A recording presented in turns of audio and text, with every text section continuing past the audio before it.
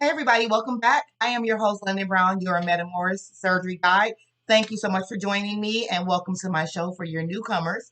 If you know, then you know. If you don't, then you're going to know. I'm going to literally be your guide as we walk our way through cosmetic surgery and Matamoros. Now, we're going to get to it. It's been a while since I've been. We got a lot to catch up on. A lot of stuff happens in the surgery world. If you haven't had the opportunity to ever watch any of my shows, go back. I talk about some of the doctors, the key players. I'm going to be updating that show as more doctors emerge.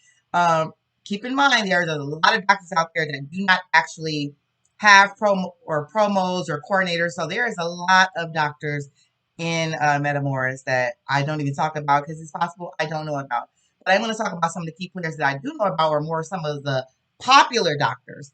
So let's hop right into it. We don't have a lot of time. I like to get this show and get it out the way. So we're going to start first and foremost with Chatter Tuck. Now, Chatter Tuck is our gossip. What's happening? What's being saw in the groups? Now, let me give you a little bit of background. You're like, well, what are the groups? Matamoros has several different groups that are run by different people, just regular people that have had surgery and that have found necessary to start a group for whatever. These groups are supposed to be educational for research purposes for people that are having surgery to be able to get research. But oftentimes, more times than none, the groups are full of drama and gossip. So I know people, you got to be able to weed through the groups to really get some research. But you got to be able to also know the difference between gossip, what's real, and what's not. So I'm going to tell you some of the big things that's being talked about in the groups. I do want to give a little bit of a disclaimer. I don't feel anything personal one way or another about any of the information I report. I simply information share. If I see it, I read it. It's enough people saying it. I'm going to talk about it. So I want you to, to know that I get a lot of people saying, well, what do you think about this doctor or that doctor? I don't have a personal opinion about any doctor. If I do, I don't give it out. I can only talk about my doctor that has done my surgery and what my experience has been. Every other doctor literally solely based upon the positions of people that have had surgery. So not one way or another. So with that being said, let's hop right into Chatter Tuck. It is our gossip chatter section. Who's on the hot seat today? Well, it's going to be Dre Garcia. Now, if you know, I talked about Dre Garcia in a couple of shows ago. She is the owner of, I believe it's her and her sister Karen, the owner of Sugar Dolls. So that's like the brand. Now there's several brands in Metamoros, but some of the brands that's always kind of on the hot seat is going to be Bay Garcia's brand, which is Sugar Dolls, and Ashley's brand, which is BBD. So let's talk about what's going on with Drake Garcia. So recently I read that there was a recent um, death, and I just want to send my condolences to the family of the doll that passed away. And I understand that she died during surgery with Drake Garcia. And there was a little bit of an uproar because people felt that there was a lack of empathy because immediately following the death, I think that weekend she went to Vegas. So people were not happy about that whatsoever, and that was a big topic in the group. People saying like somebody just died, and you're in Vegas living it up and shopping and things of that nature. And that was sent to me from one of the big groups. Next on the hot seat was Ashley of BBD, which is also known as Body by Doctor. If she oversees, I think Ashley does coordination for Dre Garcia, Dr. Trevino, Dr. Salgado. Trying to think who else am I missing. I think she dropped Cabrera as well. Did I say Dr. Duran? Right. So I guess the big thing right now was her dropping Dr. Moreno. So apparently there, I don't know. I'm only going based upon what I've read and what's been sent to me. Apparently there was some scheduling mishaps, and I guess that's the reason Ashley dropped Dr. Moreno, or I'm not sure. Somebody else sent me a whole bunch of stuff. People are always sending me stuff, right? I don't go looking for this stuff. They send it to me because they feel like this is research I should share on the show, so that's what I'm doing. Apparently, there was big uproar because everybody was saying that she was talking about how awesome Dr. Moreno was, and then she turns around and dropped him, and that she does this with all of her doctors. So it was a bunch of women in this big group that were very upset because I think she gave them like a specific time to reschedule with somebody else, and then other people were like, "Okay, that's too much back and forth. Just give me my deposit back." And those deposits were denied. So there's a lot of talk about that. I thought the chatter would die down, but actually the chatter is still very prevalent surrounding that. So that was the big thing. The next thing, and I know you're like, normally I have one topic, but it's like 3 or 4 things that's going on at once, and it's insane. The next thing was Wira Galvin. I talked about Wira, so this is probably her second or third time on the hot seat. She used to coordinate as head coordinator for Dre Garcia. If you go back a couple shows ago, you'll kind of see me um, speaking in a positive light on Wira. Now, I try to give everybody the benefit of the doubt because I don't have a personal opinion, but when a lot of people keep saying the same thing, everything can't be a lie. So in this particular, there was a lady that sent some screenshots or put them up in the group, basically saying that Wira ran off with her $2,500. I guess she had paid her $2,500 to have surgery with her new doctor, which is now Dr. Rafael Gonzalez. And apparently something happened where she wasn't going to have the surgery, or the surgery was canceled or something like that. And um, Wira didn't give her the money back and told her to file a dispute with Cash App. Now, her thing was that you can't file a dispute with Cash App, and everybody knows that because it's not covered. So I guess Wira was going to make payments to her or something. I was trying to grasp everything with all the screenshots that was being sent and kind of read it. I will post some of those screenshots for you to be able to read. I will also post some of the screenshots for some of the other things that were sent to me about the other topics in this gossip column that I've seen.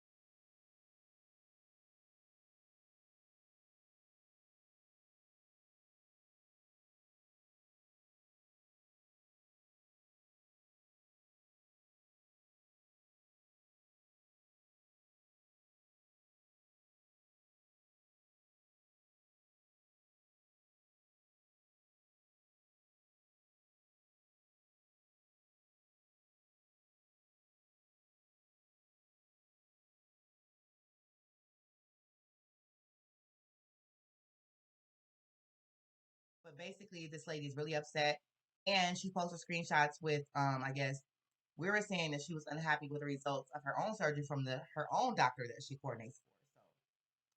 So all I can say is I recommend that you know talk to some of the when doing research. Right, if you're in a doctor's groups, 9 times out of 10, the information you get is going to all be positive, right? Because that's their bread and butter. It's how they make their money. They don't want a bunch of negative stuff in. I'm probably the only group that lets negative reviews come in, and I don't have a lot of them.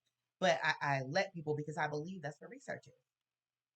So my thing would be to you is to not look at the pictures. Many of the pictures from the doctors are photoshopped. Not saying that these two people, what I'm saying in many of the groups, are going to be photoshopped or they come from a different doctor. Talk to the women that's saying they had surgery and not the coordinators. Talk to them about their experience because a lot of times when there's an issue, women won't talk about it because they don't want to be attacked. So reach out to them, ask them, is it okay if I inbox you, ask you some questions? What was your experience like? What is the doctor's bedside manners? Did you heal okay? Were there any infections? Were you given antibiotics? Things of that nature. Those are the questions you want to ask during the research. I would love to tell you to be able to get the research in these groups, but not all the time. I've literally read in some of the groups where people are asking questions, and it's basically like you're dumb for asking questions. Not everybody has had 30 surgeries. For some people, this is their first surgery or this is their first time going out of the country. The questions that you ask, you should never be made to feel like you're dumb. If you ever ask a question to somebody and they make you feel like you're dumb or you shouldn't be asking, then perhaps it's not the person that you should look with. That's my personal opinion. Um, so with that being said, let's go to the next segment, which is going to be wasted. What should you wear after surgery? Some of the things that I always tell you is my number one thing is the faja. People hate the faja, but the faja is like the magic after the surgery, right? It makes sure everything, the surgery is like, okay, I'm going to take all this stuff and it's just floating over your body. Eyes are going to mold everything into where they should be. Not only your faja, but you want to make sure that you also have your ab board for many reasons. The first thing is your ab board is going to it's going to give you extra compression because after surgery, there's a lot of swelling.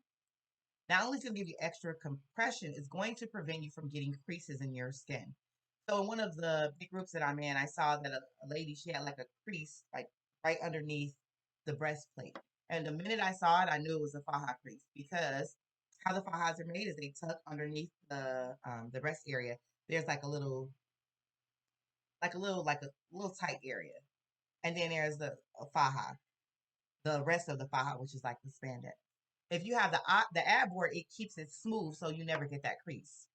So you definitely want to have your ab board on, especially after lipo. So those are some of the things. A couple things I say or I see in a group that I used to write in the groups all the time, right? I used to write trying to get feedback, trying to get positive encouragement, but I have learned that people are not looking for positivity in these groups. People are looking for drama. I'm not looking for drama. I'm solely here to help. So I stopped commenting. Some things I want to comment. Sometimes I won't. And I've removed myself a lot of times from being in a group as much as I used to be because it's just too much drama. I can't stand seeing women get attacked. So instead of putting myself in a sticky situation, get out of here. But some of the things I've seen when I was that I want to talk about is that your faja. So a lot of people are like, oh, should I be in stage 2? Your stage 1 faja should be worn from the day after surgery until at least 4 weeks. Now, if your faja starts to get loose, you want to buy a smaller stage 1. You really should not be in a stage 2 faja before about 4 weeks. You really shouldn't. That's the first thing. The second thing, if you feel like you have to vomit, if you feel nauseous, if you feel like you're going to pass out, you're getting the sweats, your faja is too tight. I know a lot of people will come from surgery and they're all already put in the faja from the surgeon and they think, okay, this is the faja I got to keep. You have got to trust your body. If that faja it should not, if it's making you feel nauseous or you about to faint, the faja is too tight. You need a bigger size. That's not to say to walk around with a big, super loose faja. That's not smart because fajas help the compression, but although they're uncomfortable, they should not be that much uncomfortable or you're about to faint when you put it on. It's too tight. So I thought that's a lot of things that I see. That's like a big thing. Um, Also, I know you guys are dying to show your results, right? I love them too. You have to be patient, right? It takes a little bit of a minute to see your results. Try to wear loose clothing, especially if you got a drain. You want to give it time, give your body time to heal. I see a lot of people that will write like, I know they say don't sit on your butt, but can you tell me some of the feedback with the people that have sat on their butt? Like, how was it for you? Like, why would you want to chance that? It's almost like people want to go against the grain after they spent all this money and they want people to support them going against the grain. If you're not going to follow the doctor's instructions, you don't need to get any type of feedback or okay for it. Do you? But if you don't get the results you're looking for, don't go back and blame that doctor because that doctor has done what he needs to do. You didn't do it. The most important part of surgery is recovery. How you take care of yourself, how you cleaning your wounds, if you're wearing your faja, how you're eating. Those are the most important things after surgery. The doctor is not a magician. He's going to do what he got to do. You got to do what you got to do if you want to see the results. That's that. And then I don't want you to be distracted or discouraged if you get off the table and you're not looking like a vixen. Everybody don't look like that, and that's okay. And sometimes it takes more than one round. That's okay. That's okay. Take your time through the healing and the recovery process and wait for your results. Results take a minute. So with that being said, I'm going to move on to our next segment, which is best augmentation. This is the questions or the feedback from the audience.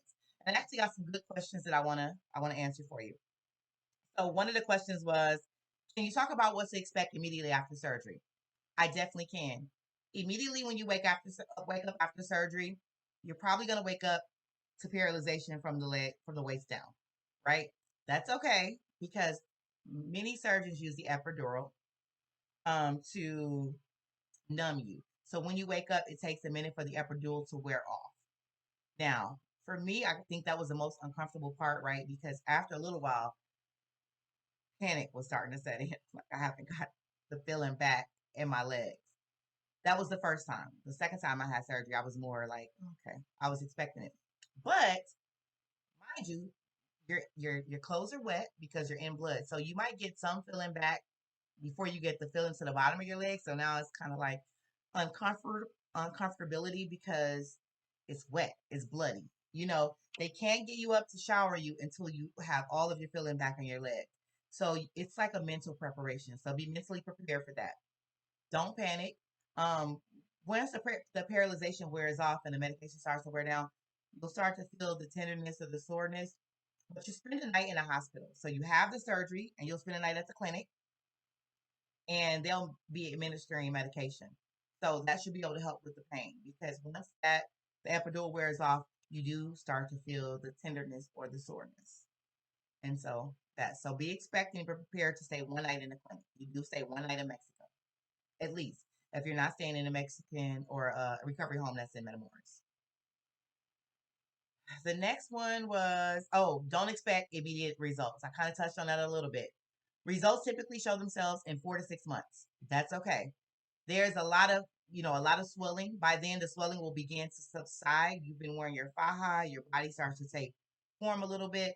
But literally, you can even see your results up to a year, especially for a tummy tuck. I'm going to say right now, tummy tuck was my first surgery. I still swell in the belly area sometimes with my tummy tuck, depending on what I eat. If I eat a lot of sodium, there's definitely going to be some swell in there. If I start to swell, and it'll hurt, obviously, not like, oh, but it's uncomfortable. And I know, like, okay, because there's no skin there. So now you got swelling trying to budge up against where it can't really expand. So there's a little bit of discomfort. When that happens to me, guess what I do? You guessed it. I put on my ab board and my thigh, and I wear them for a couple of days. Voila, my stomach's back flat. That's why I can literally testify about this faja and ab board. But yes, and then I'll tell you, before you go running out getting a second round for your BBL, you need to wait. Okay. The fluff fairy they talk about in the group is real.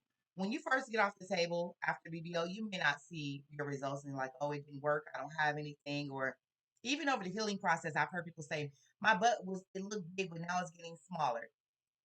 Wait before you go get another round because after like, I'm going to say probably in there like that 6 month mark is and all this fat and then your butt is big.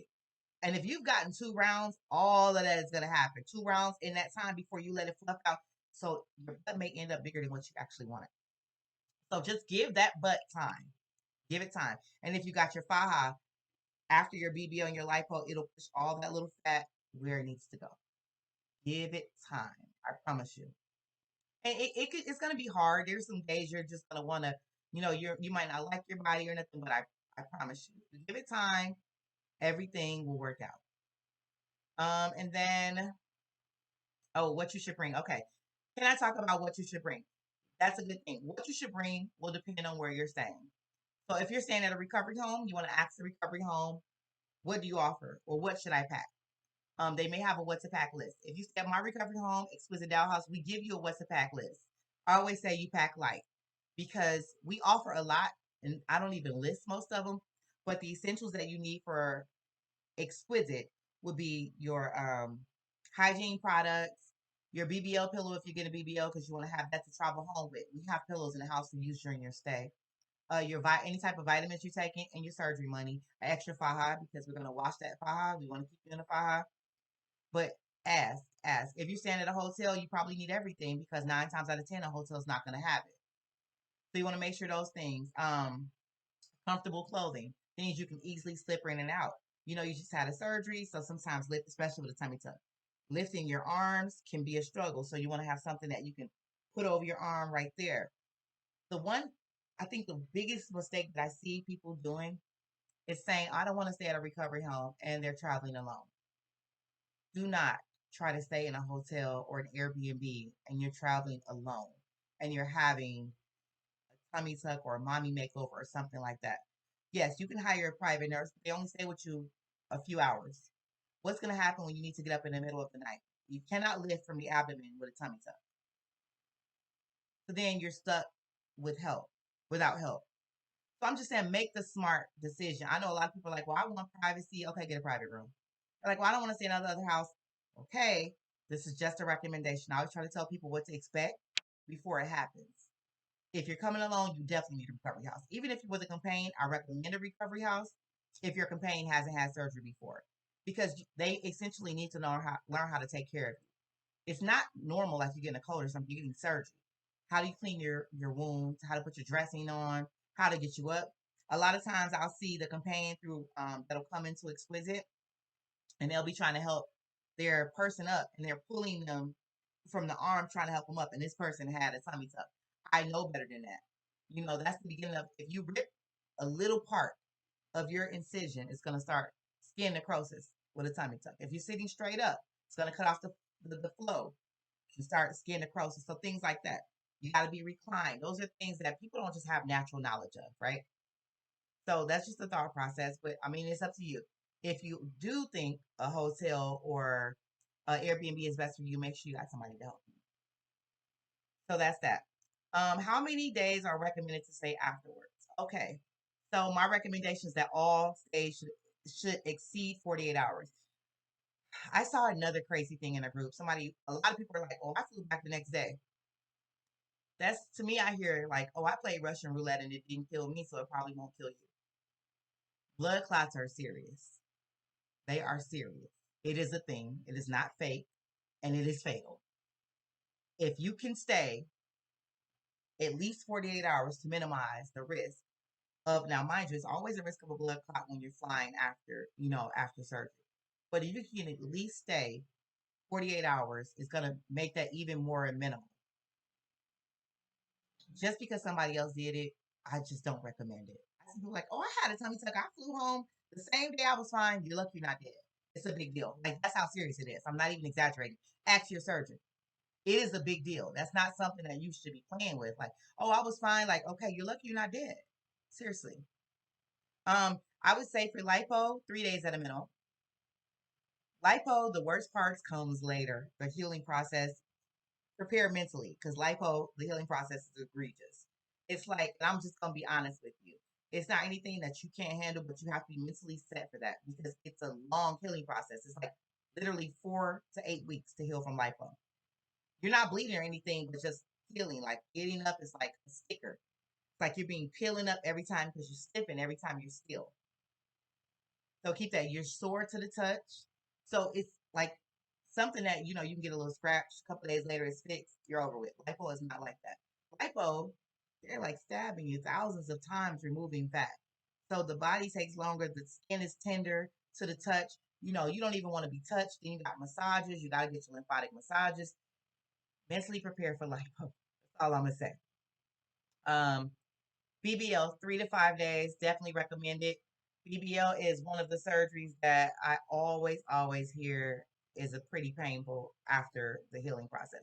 I've never had a BBL because my butt's way too big to begin with. And if you watch my shows, you notice I always talk about my butt. But I just mentally prepare yourself. Mentally prepare for surgery. It's not going to be a piece of cake. Remember, BBL, now when you didn't have a butt, you had some work in there and some fat injected. So how you use the bathroom is going to be different. Pulling your thigh up is going to be different. Your waist is probably smaller.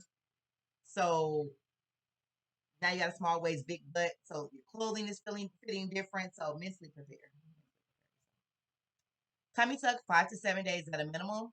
Um, and then I would err closer to 7 days, especially if you don't have help at home, just to give yourself time to learn how to get up and down by yourself. That's probably the most challenging, is getting up and down. Mommy makeover, 7 to 9 days if you have help at home. It is rare that you ever need to be in a recovery home for 14 days. I just don't think you do. I I do think if you don't have help at home and you've had a mommy makeover, you definitely should be in a 7 to 10 range. Definitely. That's a mommy makeover. If you don't know, it's multiple surgeries. So sometimes you'll have lipo, BBL, breast augmentation. You might have BBL, lipo, breast augmentation, chin. Like, a lot of people come with a lot of things. Might have arm lifts. You want to stay where you have help. If you have help at home, you're traveling. Yeah, I would still stay a few days, at least 7. But if you don't have anybody home, it's going to be very difficult. Even getting your faja on and off to go to the bathroom can be challenging. Let's move to our next segment, which is Info 360. So just let's talk about traveling and stuff like that for the surgery. So in an effort to kind of make things smooth, I've compiled like a little bit of list of things that I think you should do to make your process smooth. The first thing is book your surgery date first and place your deposit. It is no sense of looking around, pricing anything if you don't even have your surgery booked. Make sure your surgery is something you want to do, you can do. You've done your research on your doctor. You're solid, right? Because if you pick a doctor and every time you see something negative in a group, you're going to be changing doctors, darling, you're going to be changing doctors for the rest of your life. Because there's always going to be some sort of complication in surgery. These doctors are operating on thousands of women. It's impossible with a 100% non-rate of some sort of issue. So make sure you do your research and be solid. Make sure you have your deposit paid on your surgery before you start looking at anything else. After you do that, you want to next book your recovery home or your hotel, whatever you're going to do. It should be probably a minimum of 4 months in advance. This is a surgery area, so things book up really quick. Or I'm going to say things of value book up really quick, right? Because, I mean, if you're going to go to like a Super 8 or something like that, it may have openings, but it may also have bed bugs. So those are things you got to look for. And I'm not even being facetious. Like, look on the website, look in the groups. You will see girls talking about places they've been that have had bed bugs. Um, Ensure you know the place where you're staying. Some of the photos make places look a lot better than they are. Try to get some realistic photos from people that have stayed there or talk to them. You know, what is it like? What are the covers like? The sheets like? Is it clean? You definitely want to make sure it's a place that's clean because obviously you just had surgery, you have open wounds. You want to be somewhere that's clean. Okay.